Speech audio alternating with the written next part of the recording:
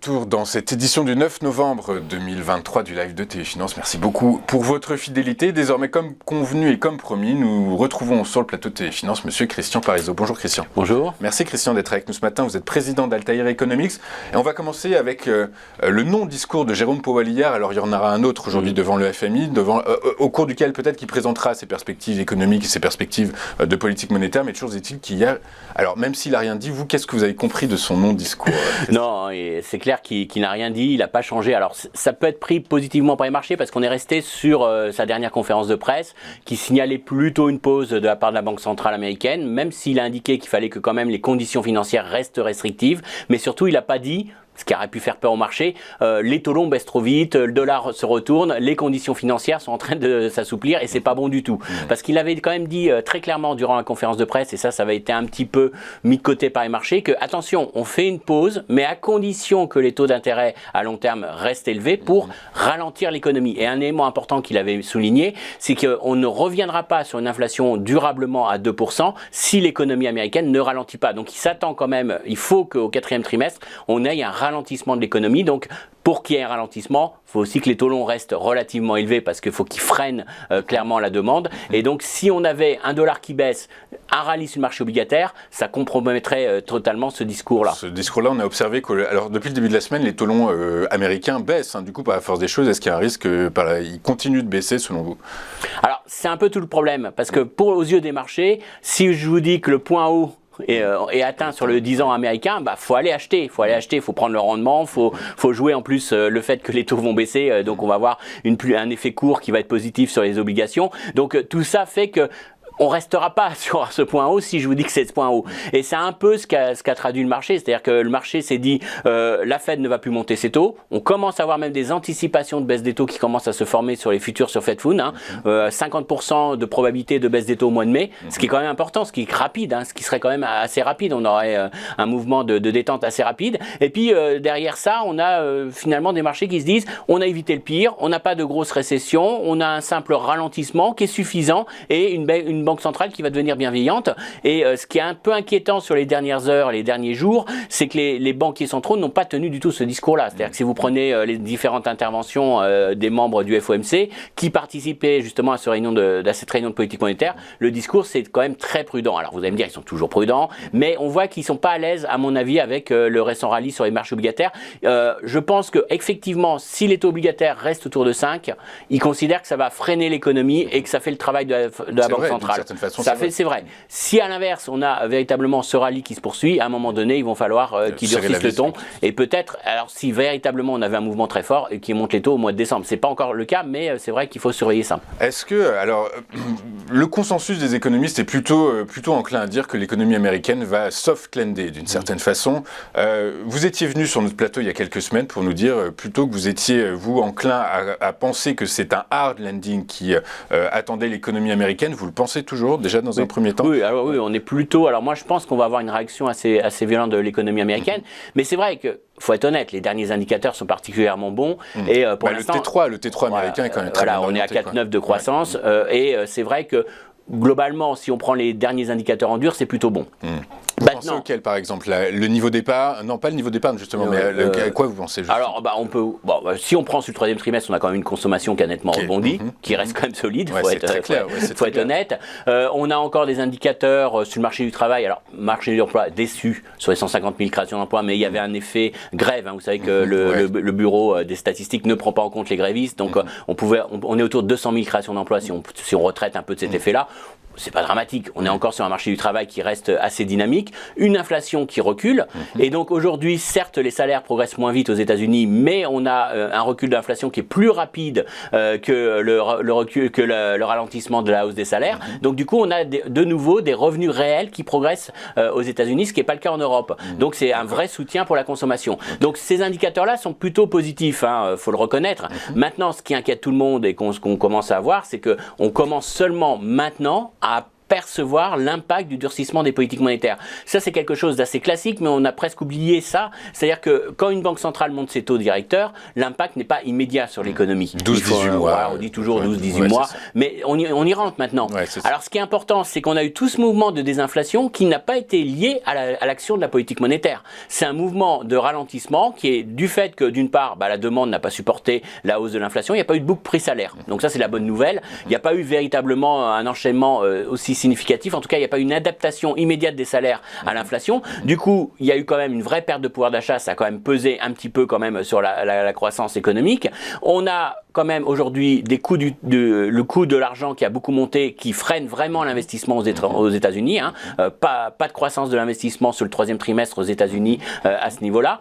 Et donc, on sent qu'il y a quand même des éléments de durcissement. Et puis, on a eu des enquêtes là dernièrement, l'enquête sur les conditions de financement réalisée auprès des banques commerciales américaines, qui était vraiment encore très dégradée, qui montrait encore un durcissement des conditions de crédit. Le fait que la demande de crédit a chuté, l'immobilier, bon, ça s'est un petit peu rebondi sur le troisième trimestre, mais on sait que ça c'est en train de se retourner et toutes les enquêtes et tous les indicateurs sont quand même aujourd'hui en train de se dégrader avec la remontée des taux hypothécaires. Ce qui veut dire aussi qu'il faut que les taux hypothécaires restent hauts, sinon ça va repartir très vite sur l'immobilier. Je crois qu'ils ont baissé la semaine dernière, voilà, un petit peu, mais il reste quand même suffisamment élevé aujourd'hui pour freiner l'immobilier. Et puis surtout, on se dit que le ménage américain, il va pas pouvoir indéfiniment consommer à crédit. Et c'est ça surtout qui fait peur aujourd'hui, puisqu'il a réduit son effort d'épargne, le taux d'épargne a nettement reculé, parce qu'il a pris des crédits à la consommation. Et ces crédits à consommation, aujourd'hui, c'est un taux moyen, ce que nous disait les derniers chiffres d'affaires, 22,7% de taux moyen sur les crédits à consommation. C'est un plus haut historique. Donc jamais les ménages américains n'ont payé aussi cher pour faire utiliser leur carte de crédit.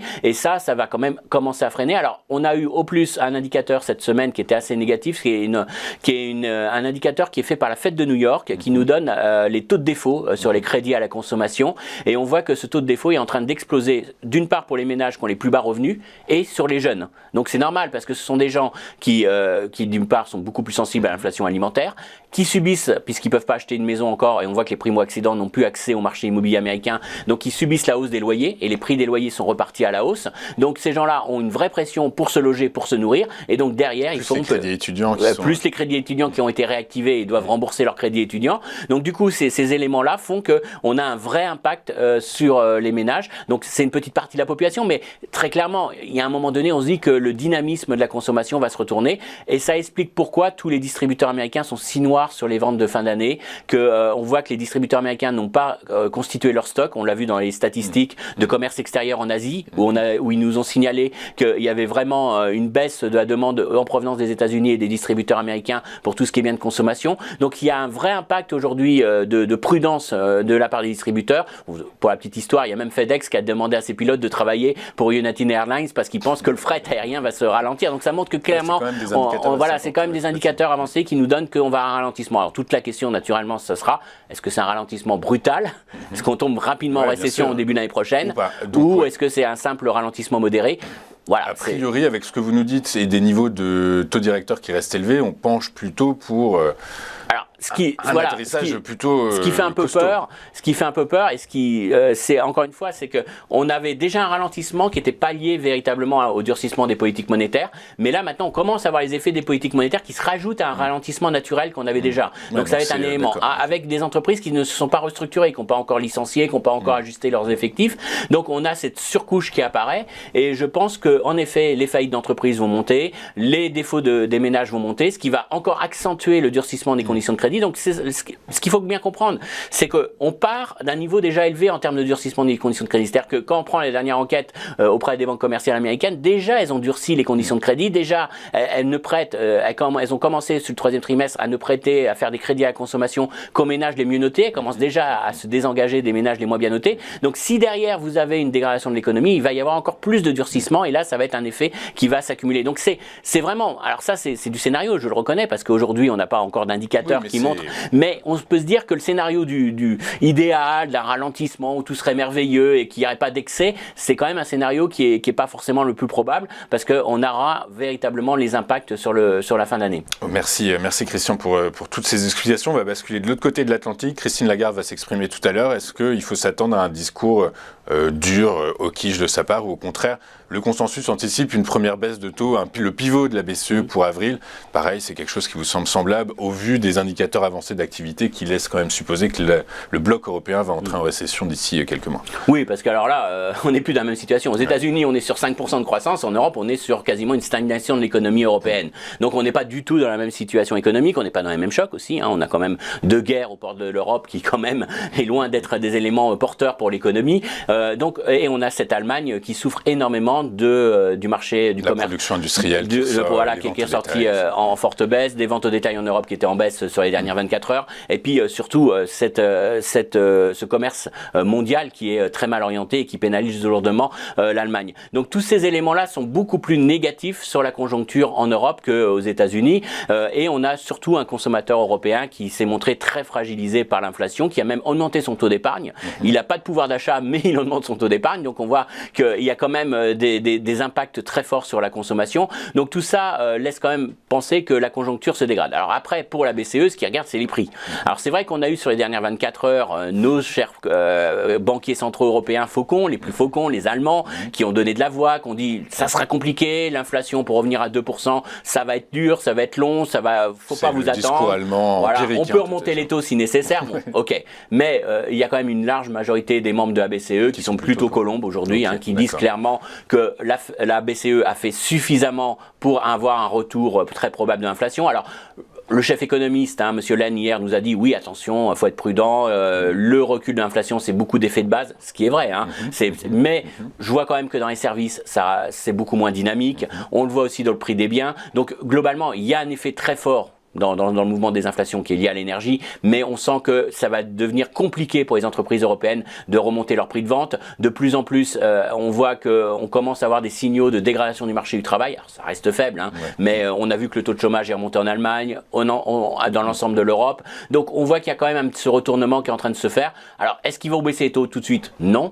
Mais est-ce que c'est nécessaire d'aller beaucoup plus loin? Je pense que ça sert à rien. On a des vrais signaux aujourd'hui sur l'Europe qui montrent qu'on a cette fragilité. Donc j'attends plutôt un discours plutôt prudent, et puis comme toujours elle va nous dire data dependent, c'est-à-dire que je vous donne pas de visibilité, ça dépendra des indicateurs économiques, mais bon, globalement on sent que le biais est plutôt au statu quo et que le prochain mouvement sera plutôt une baisse, mais peut-être pas pour tout de suite, parce qu'ils voudront avoir véritablement des signaux assez forts de recul de l'inflation, mais voilà, ça va plutôt dans le bon sens au niveau de l'inflation pour la BCE, et donc il n'y a pas besoin de frapper beaucoup plus fort. On a vu que la Banque centrale d'Australie, après 4 statu quo, avait décidé de relever son taux directeur parce que l'inflation continue à être au-delà des objectifs qu'elle s'impose. Il y a un risque, est-ce que cette décision peut être un indicateur avancé de ce que pourraient faire les principales banques centrales de la planète, Fed et BCE? Alors c'est sûr qu'on va être sur des choses qui peuvent un petit peu diverger entre les banques centrales. C'est-à-dire qu'on l'a vu, on a vu la Banque centrale d'Angleterre qui avait été très précoce dans sa remontée des taux, avait marqué une pause et puis avait dû remonter ses taux pour de nouveau freiner l'économie. Là, pour l'instant, elle est plutôt sur l'idée d'une nouvelle pause, mais on sent qu'elle est prête de nouveau à monter les taux. On voit que dans l'Australie, ça peut jouer énormément, surtout parce que l'économie australienne est très dépendante de son commerce avec la Chine, des matières premières. Donc tout ça peut créer beaucoup de volatilité. Puis on voit que quand même le marché de l'emploi australien reste quand même assez résilient. Même si on a eu quelques indicateurs un peu plus mitigés dernièrement, on est quand même sur quelque chose qui est résilient. Donc c'est vrai qu'on manque de visibilité sur certaines économies et qu'on peut avoir le sentiment de stop and go ou alors en tout cas de mauvaises surprises potentielles. Maintenant, sur les deux grandes économies que sont les États-Unis et l'Europe, je pense qu'on a suffisamment d'indicateurs. On peut avoir un scénario relativement confiant. Mais c'est vrai que ça montre à quel point aujourd'hui on peut avoir des éléments. Alors surtout, ce qui est intéressant de la Banque d'Australie, c'est qu'elle nous dit qu'elle a monté les taux parce que l'inflation ralentissait pas suffisamment rapidement. Donc il y a un aspect plutôt dérivé seconde, c'est-à-dire une rapidité à laquelle on va retrouver l'objectif d'inflation. Et donc ce qui serait potentiellement une mauvaise nouvelle, ce qu'on peut retenir de cet exemple australien, c'est si l'inflation ne revient pas suffisamment rapidement vers les 2% pour les grandes banques, là peut-être il y aura un discours un peu plus faucon. Mais je dirais que c'est pas forcément un élément qu'on peut facilement étendre à l'ensemble des banques centrales. Il y a une autre banque centrale, qui a expliqué, c'est celle du Canada, qui a expliqué que toutes ces hausses de taux consécutives, pour l'instant ne reflétaient, que les hausses de taux n'avaient impacté qu'à moitié l'économie réelle. Est-ce que cette mesure, on est capable de l'appliquer à la BCE et à la Fed, par exemple? Alors, ce qui est certain, c'est qu'il y a eu beaucoup d'interrogations et beaucoup de débats au sein des banquiers centraux sur ce qu'ils appellent le délai de transmission de la politique monétaire. dont on parlait il y a quelques dit en bon français, c'est est-ce que la politique monétaire impacte ou pas l'économie? Et en gros, ils étaient tous étonnés que ce délai de transmission s'était allongé. En gros, ça n'avait pas d'impact. En gros, jusqu'à présent, ça n'avait pas d'impact. Donc, c'est un peu ça qui peut être source d'erreur de politique monétaire et qui est vraiment à surveiller dans les prochains mois. Puisque, je le disais, je pense que tout le mouvement de désinflation qu'on a eu jusqu'à présent n'est pas lié du tout à la politique monétaire. C'est-à-dire que c'était lié à l'amélioration des chaînes d'approvisionnement, pas du tout à la remontée des taux. Alors, peut-être que la remontée des taux a incité les entreprises à réduire leur stock pour mieux gérer leur trésorerie, mais c'est pas été déterminant, c'est pas vraiment ça. Et on a eu une demande qui est restée relativement insensible. Je vous prends un exemple.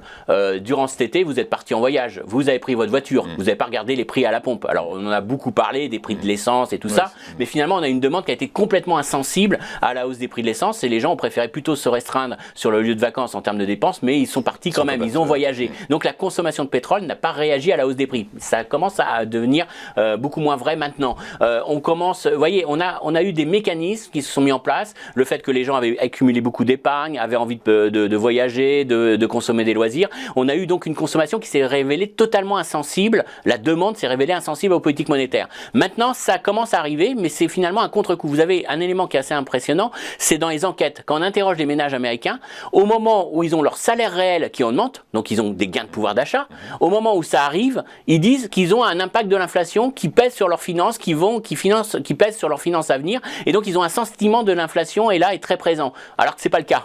Mais pourquoi? Parce que c'est maintenant qu'ils commencent à vraiment avoir l'impact de la hausse du crédit, des coûts du crédit. C'est maintenant qu'ils commencent à véritablement avoir un sentiment de pression sur leur pouvoir d'achat. C'est maintenant qu'ils arrêtent, qu'ils ont beaucoup utilisé leur épargne et qu'ils commencent à revenir sur des niveaux de consommation un peu plus en rapport avec leurs revenus. Donc tout ça fait que c'est maintenant qu'on commence à voir les effets des politiques monétaires. Donc c'est vrai que c'est un peu ça le risque que l'on a actuellement, c'est que ces politiques monétaires vont avoir un impact maintenant, et c'est seulement maintenant que ça va avoir un impact. À un moment où ça ralentit déjà, voilà. Et donc c'est vrai que c'est pour ça que je suis un petit peu pessimiste, parce que c'est là que on va avoir la double peine. Le statu quo, c'est trop, du coup, par la force des choses. Le pivot, il faudrait le faire dès le mois de décembre. Alors, moi, je pense qu'en effet, peut-être qu'il faudrait ajuster les taux vers le bas, mais c'est trop tôt. Ils n'ont pas les statistiques pour le permettre. C'est-à-dire que, voilà, alors c'est tout le problème, c'est que leur principal objectif, il faut le rappeler, c'est de lutter contre l'inflation. C'est pas d'éviter une récession. Si c'était d'éviter une récession, effectivement, je pense qu'il faudrait commencer peut-être à envisager une baisse des taux au début d'année prochaine. Mais comme c'est pas leur but c'est vraiment. Et aujourd'hui, le gros problème, c'est quand vous avez une inflation qui est très éloignée de votre objectif, vous pouvez pas baisser les taux, parce que si vous vous trompez et que l'inflation repart, vous avez perdu en crédibilité. Donc aujourd'hui, ils vont prendre le risque de faire la case récession, et c'est là où il y a peut-être un petit facteur de risque pour les marchés, parce que les marchés se disent soft landing mais pas récession, donc on évite cette case récession, et les banquiers centraux nous disent on veut voir l'inflation avant tout diminuer, et donc si on a des statistiques qui sont un petit peu mauvaises sur l'activité, là on aura peut-être des marchés qui seront pris un peu à contre-pied. On parlait de la production industrielle en Allemagne, vous disiez qu'une des raisons qui expliquait son mauvais état, c'est le commerce mondial qui est grippé. Le commerce mondial est grippé, pourquoi? Parce que la Chine est en mauvais état en réalité. Toutes les statistiques qui tombent cette semaine sont très mal orientées. Oui, mais pas que. Mais je pense, alors c'est un peu le sens de causalité. C'est-à-dire que oui, l'Allemagne souffre parce que la Chine importe moins, notamment investit moins et est beaucoup moins dynamique. Mais la Chine va mal parce que justement, elle exporte beaucoup moins vers les États-Unis et profite moins. C'est-à-dire que ce qui se passe aujourd'hui, c'est qu'on a un vrai impact de toutes les mesures qui ont été prises sous Trump, sous M. Biden,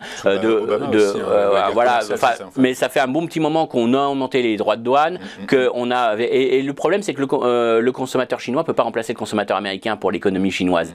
Et donc on voit d'ailleurs que les Chinois ont beaucoup assoupli leur diplomatie dernièrement, essayent de nouveau de parler avec les Américains, ils ont assoupli leur diplomatie avec l'Australie cette semaine. Donc on voit que les Chinois ont pris conscience qu'il va falloir redémarrer le commerce international parce que leur économie. Et puis la Chine souffre d'un autre élément, c'est que alors on a eu une enquête très intéressante de la BCE qui a été publiée cette semaine, qui a interrogé les grands groupes multinationales sur leur délocalisation, est-ce qu'ils relocalisaient tout ça. Et justement, ils nous disaient 50% de ces grands groupes disaient qu'ils relocalisaient plus près de leur lieu de vente et ils voulaient plus dépendre de pays dits à risque et sous-entendu la Chine. Sous-entendu la Chine. Donc la Chine souffre aussi d'investissements directs beaucoup plus faibles et d'entreprises chinoises qui investissent en dehors de Chine. Donc elles investissent plus dans leur pays. Je vous donne juste un petit élément. Si vous prenez l'investissement des entreprises d'État, donc gérées directement par Pékin, vous êtes sur une croissance de l'investissement de 4,7% en glissement sur un an sur septembre. Si vous prenez les entreprises du secteur privé chinois, vous êtes à 0,8% de hausse de l'investissement. Alors qu'avant c'était similaire. Ça dépend de la conjoncture, mais on voit qu'il y a un vrai problème de défiance du secteur privé chinois et qui aujourd'hui, s'il doit investir, il investit plutôt en dehors de Chine. C'est ce qui explique le pétrole. Donc voilà, c'est ce qui explique aujourd'hui que la Chine va si mal, qu'elle a du mal à redémarrer parce qu'elle n'a pas ce moteur du commerce extérieur, elle n'a pas ce moteur de l'investissement et le poids de la consommation dans le PIB chinois est l'un des plus faibles. On le sait que c'est beaucoup plus faible qu'aux États-Unis et donc même en plus le consommateur chinois est pas très en forme, mais on se focalise beaucoup sur le consommateur chinois. Mais je pense qu'on devrait mieux se focaliser sur le problème de l'investissement, le problème du commerce extérieur. Je pense que ça impacte beaucoup plus l'économie chinoise que le consommateur chinois qui en effet est mal en point, qui est très affecté par la crise immobilière. Mais ça, c'est qu'une facette. Mais le vrai frein aujourd'hui à la croissance chinoise, c'est plutôt le commerce extérieur et le fait qu'ils ont beaucoup moins facilement accès au marché américain. Biden et Xi Jinping ont prévu de se rencontrer la semaine prochaine et d'évoquer notamment de rassurer, Xi Jinping souhaite rassurer les investisseurs étrangers en leur demandant, en leur présentant toutes les mesures qu'ils vont mettre en place. Donc il faut s'attendre à un nouveau train de mesures de soutien à l'économie. Oui, il y a ce fameux 147 milliards de dollars de plan entre guillemets, mais on n'y voit pas clair parce que dans ce plan, il y a aussi des mesures qui sont liées au désendettement des collectivités locales. Donc ça fera rien sur la croissance, ça assainit la situation, ça réduit le risque financier. C'est plutôt bon, mais ça ne fait rien en termes de croissance supplémentaire. Donc on a un manque de visibilité sur ce qu'ils vont réellement faire. Là, pour l'instant, ils ont fait plutôt des petites mesures, mais on manque de visibilité sur une vraie mesure de relance. Donc ça crée beaucoup d'incertitudes. Et puis, on ne sait pas l'effet multiplicateur que va avoir ce plan de relance. Et ça s'annonce plus compliqué que lors des précédents plans de relance. Le FMI anticipe une amélioration en Chine de l'activité. Vous y croyez, du coup, pas à faire des choses? Alors oui, mais attention, parce que le FMI nous dit, oui, il va y avoir un effet de ce plan de relance. On est plus positif, donc c'est du conjoncturel. Mais finalement, ils ne nous font pas un effet vraiment multiplicateur derrière, parce qu'ils nous disent que très rapidement, la croissance chinoise va revenir autour des 3,5-3%. Donc ils ont vraiment rabaissé à la baisse, ils ont révisé à la baisse la croissance potentielle de long terme de la Chine et ils considèrent que ce plan de relance aura un effet vraiment très ponctuel sur l'économie chinoise. Donc le discours n'est pas si optimiste, il est optimiste conjoncturellement si vous voulez jouer un rebond des matières premières et tout ça sur un plan de relance, mais on sent qu'il n'y a pas d'effet multiplicateur derrière et donc ça voudrait dire qu'on n'est pas véritablement sur un vrai moteur chinois comme on l'a eu ces dernières années. C'est-à-dire que la Chine peut faire du 5%, ils vont l'atteindre leur objectif de 5%. En 2023. Voilà, ils vont l'atteindre parce qu'ils ont soutenu, mais c'est pas véritablement quelque chose qui va perdurer puisque on est véritablement sur des excès de capacité de production. D'ailleurs, ils sont en déflation, donc ça montre bien que il y a des excès d'offres alors que tout le monde est en inflation. Donc ça montre bien qu'il y a bien un cas chinois particulier. Il y a une économie qui a une très faible productivité du travail, ça c'est et une économie qui vieillit. Alors quand vous n'avez pas de productivité du travail et que vous avez une population active qui diminue, généralement ça vous donne pas une croissance très forte, parce que la croissance c'est de la productivité et du travail. Donc on est sur des vraies révisions à la baisse de la croissance à long terme de la Chine. Vous avez dit que ce regain d'activité serait temporaire, du coup pas à force des choses, mais ça pouvait éventuellement inciter les investisseurs à regarder le rebond des matières premières. On voit que le pétrole est plutôt en train de c'est pas le cas aujourd'hui. C'est ça exactement. Du coup pas à faire des choses sur le pétrole, on peut imaginer qu'il retourne dans son lit, y compris entre 50 et 60 $. Oui, alors il y a quand même un élément qui limite la baisse du cours du pétrole, c'est qu'il y a quand même un vrai impact de l'OPEP+, qui réussit à maintenir les cours beaucoup plus élevés qu'au regard de la conjoncture. On devrait être sur des cours beaucoup plus bas. Donc cette contrainte en termes d'offres est quand même un élément important. Maintenant, c'est vrai que le marché du pétrole, depuis quelques semaines, se focalise plus sur la demande que sur l'offre. Jusqu'à présent, c'était un marché qui était concentré sur les aspects d'offres et pas sur la demande, parce que justement, on avait une demande qui était totalement inélastique au prix. Comme vous êtes parti en vacances, vous avez pris votre billet d'avion, vous avez consommé du kérosène, vous avez pris votre voiture, et donc c'est vrai que le marché regardait que l'offre. Maintenant, il commence à regarder la demande parce qu'il considère que la demande est peut-être devenue beaucoup plus sensible, et il commence à regarder ce qui se passe en Chine où il voit que ça ne redémarre pas comme attendu. Maintenant, je vois pas quand même les cours du pétrole diminuer énormément parce qu'il y a quand même cette contrainte d'offre qui reste présente, que l'offre aux États-Unis a du mal à vraiment croître de manière importante, que hors OPEP, même le Venezuela, hein, les États-Unis ont énormément assoupli les sanctions contre le Venezuela et on a vu qu'on a été déçus sur le niveau de production et les exportations vénézuéliennes à court terme parce que c'est pas aussi évident, on remet pas en route une industrie comme ça. Lourde. Donc voilà, donc je pense qu'il y a quand même encore des contraintes d'offres qui vont maintenir encore les cours du pétrole à un niveau assez élevé, mais c'est vrai que globalement les facteurs de demande militeraient plutôt pour un pétrole autour des 50-60 $. Donc là on a quand même une vraie prime liée à l'offre, donc voilà, ça limite. Et puis après, peut-être activement le marché du pétrole a peut-être supprimé la prime de risque géopolitique. Il faut quand même être prudent parce qu'on a quand même encore beaucoup d'incertitudes au niveau du Proche-Orient et il faut être très prudent à ce niveau-là. Eh bien écoutez, on suivra tout ça avec attention. Merci beaucoup Christian Parizeau d'avoir été avec nous ce matin. Vous êtes président d'Altair Economics, c'est très complet et très complet comme à votre habitude. Merci beaucoup d'avoir été avec nous Christian. On marque une pause et nous on se retrouve juste après pour la suite et la fin de notre édition du 9 novembre. À tout de suite.